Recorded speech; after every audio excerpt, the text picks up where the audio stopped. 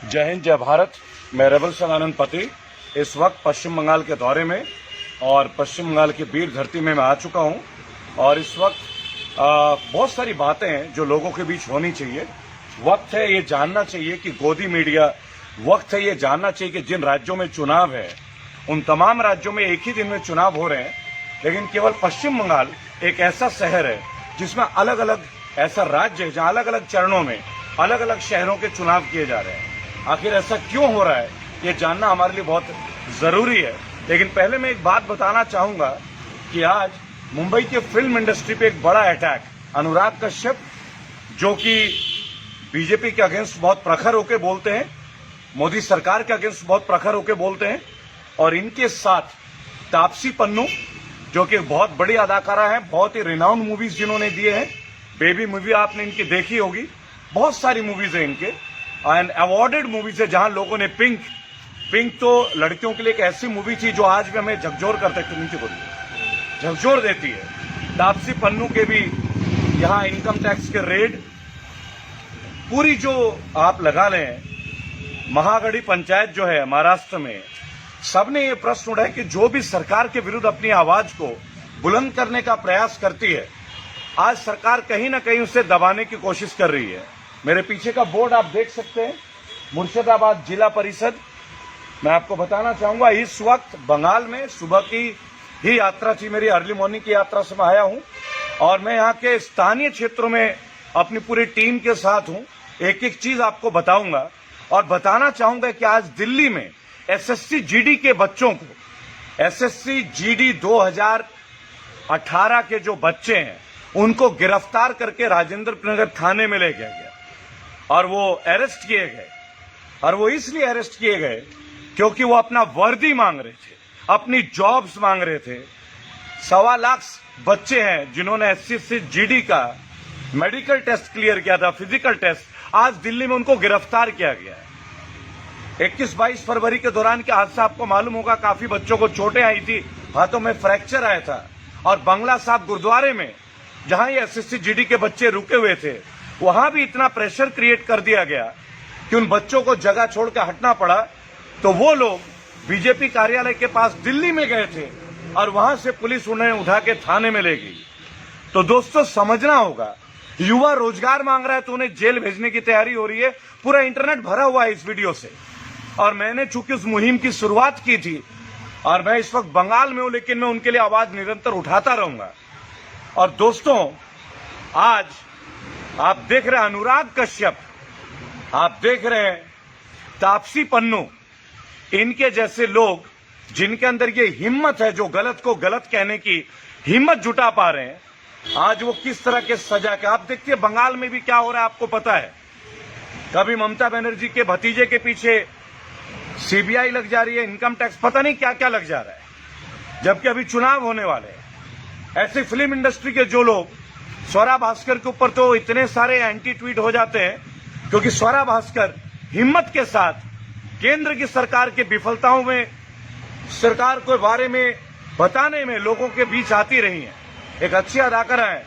और आज तापसी पन्नू, हम जैसे एक्टिविस्टों की तो कोई बात ही नहीं है दोस्तों, आए दिन हमारे ऊपर कुछ ना कुछ होता ही रहता है।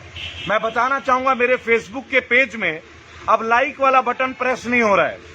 आप सोचिए, लगभग फेसबुक में 3,38,000 फॉलोअर हैं रेबल सदानंद पति फाउंडेशन के, और उसको हम लोग लाइक बटन प्रेस नहीं कर पा रहे हैं। ये कल से हुआ है। मैंने तो आज तक कभी अमर्यादित भाषा का इस्तेमाल नहीं किया, के लिए कभी नहीं लिया। उसके बावजूद, और मैं इस वक्त एक पश्चिम बंगाल के सरकारी कैंपस में मैं दिखाना चाहूंगा कि कैमरे को आप दिखा सकते हैं, और बिल्कुल मेन रोड के साथ ही ये जगह है जहां पे मैं हूं, आपको बताना चाहूंगा। और पुनः मैं आपको बताना चाहूंगा मुर्शिदाबाद जिला परिषद कल्चर एंड टूरिस्ट हब जहां मैं आज हूं, और मैं रिमोट एरिया में, ये बहुत रिमोट एरिया के पास की चीजें हैं। और इंटरनेट की बहाल में आपको क्या बताऊं क्या कंडीशन है। लेकिन आज बात होगी उन लोगों के बारे में जो सरकार के ऊपर आवाज उठाते हैं, तो उनके ऊपर सरकार तरह तरह के कुछ ना कुछ कार्य करते रहती है। मेरे पेज पे, हमारे जो फेसबुक पेज है उस पे अब लाइक का बटन प्रेस नहीं हो रहा दोस्तों, जहां हजारों के तादाद पे हमारे व्यूज होते हैं, लाखों के तादाद में शेयर होते हैं और मिलियंस ऑफ लोग देखते हैं।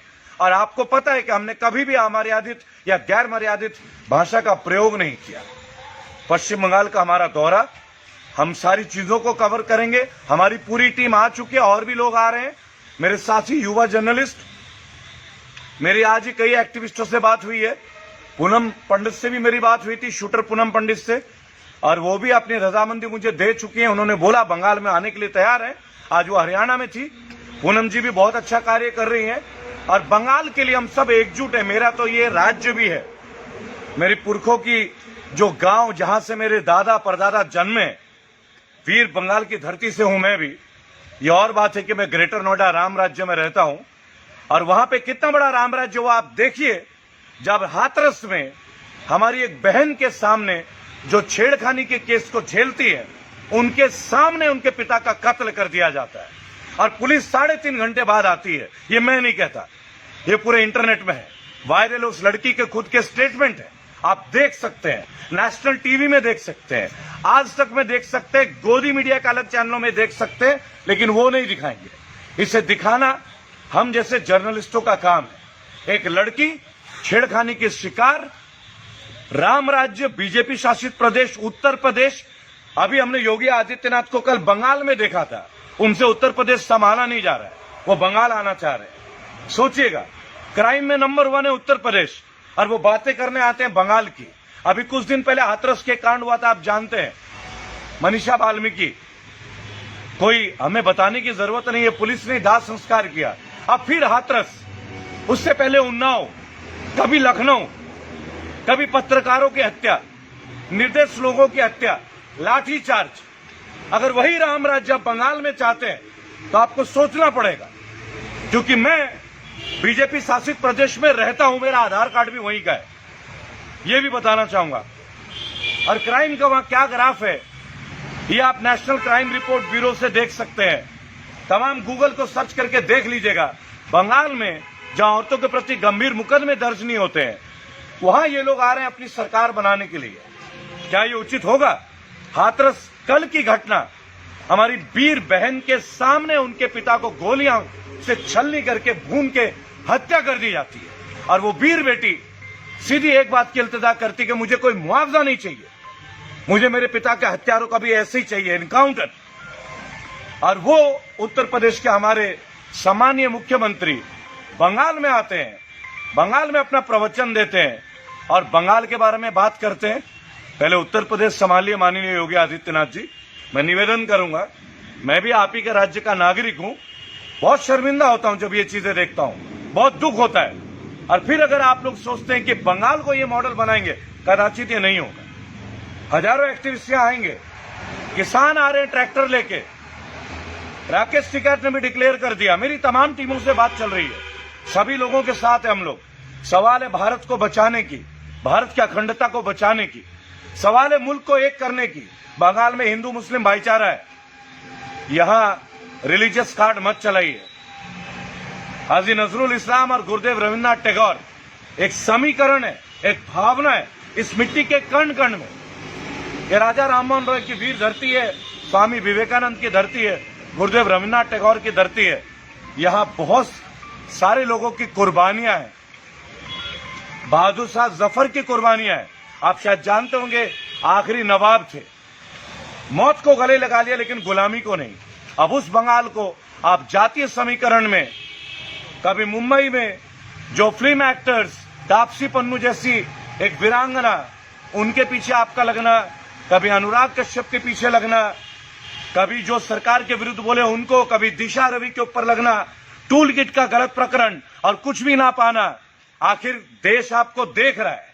और मैं एक बात बताना चाहूंगा, बंगाल कीचड़ नहीं है, यहां कमल नहीं खिलेगा, यहां जोबा फूल है।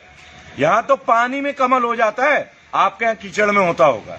बहुत सारे लोगों को शायद ये पता नहीं है, हमारे यहां कमल जो है वो हर तालाब में, हर पोखर में, यहां पुकुर बोलते हैं, डोभा बोलते हैं, छोटे छोटे सरोवर को डोभा बोलते हैं। हर डोभा में आपको कमल मिल जाएगा, सालुक मिल जाएगा। तो हमें कीचड़ की आवश्यकता नहीं है। सोचिएगा, विचार कीजिएगा, और हाथरस में जो घटना घटा है, और सोचिएगा अगर बंगाल में भी ऐसे शासन आ गया तो क्या बंगाल के लोग सुरक्षित हैं? विचार का समय है, शोध का समय है। जय हिंद, जय भारत।